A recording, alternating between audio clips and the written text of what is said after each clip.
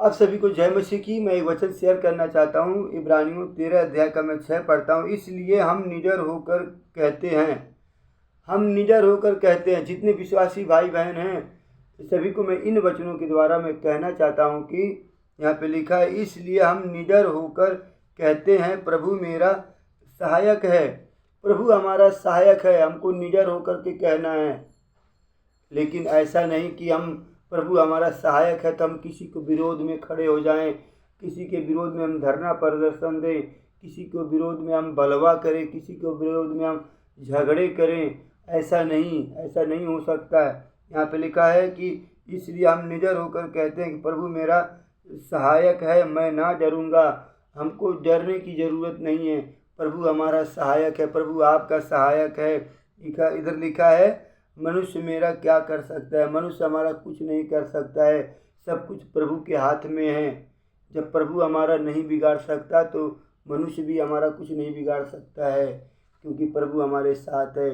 और मैं कहना चाहता हूँ कि हमको अगर प्रभु हमारे साथ है तो इसका मतलब नहीं है कि हम किसी के विरोध में खड़े हों, किसी के विरोध में हम झूठा गवाह बने, किसी के विरोध में हम कुछ कर सके करते हैं या करें, और किसी के विरोध में हम जो है मतलब ऐसा आप लोग समझ ही गए। मतलब हमको किसी के विरोध में कुछ करना नहीं है।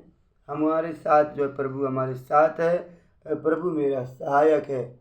लिखा है कि इसलिए हम निडर होकर कहते हैं, प्रभु मेरा सहायक है, मैं ना डरूंगा। मनुष्य मेरा क्या कर सकता है। हमारा मनुष्य कुछ भी नहीं कर सकता है, क्योंकि प्रभु हमारे साथ है। उन्होंने कहा है कि संसार के अंत तक मैं तुम्हारे साथ रहूँगा। जैसे हम एक वचन में हमने पढ़ा था कि मैं तुझे कभी न छोड़ूंगा, कभी न त्यागूंगा। परमेश्वर हमसे आपसे वायदा करते हैं, वो कभी न छोड़ेंगे, कभी न त्यागेंगे। लेकिन जैसे हमने कहा कि हमको जो है, अगर प्रभु हमारे साथ हैं तो हमको निडर तो रहना है, लेकिन हमको किसी को विरोध में नहीं रहना है, किसी के बलवे में नहीं पड़ना है, किसी के बुराइयों में नहीं फंसना है। परमेश्वर आप सभी को आशीष दे। God bless you.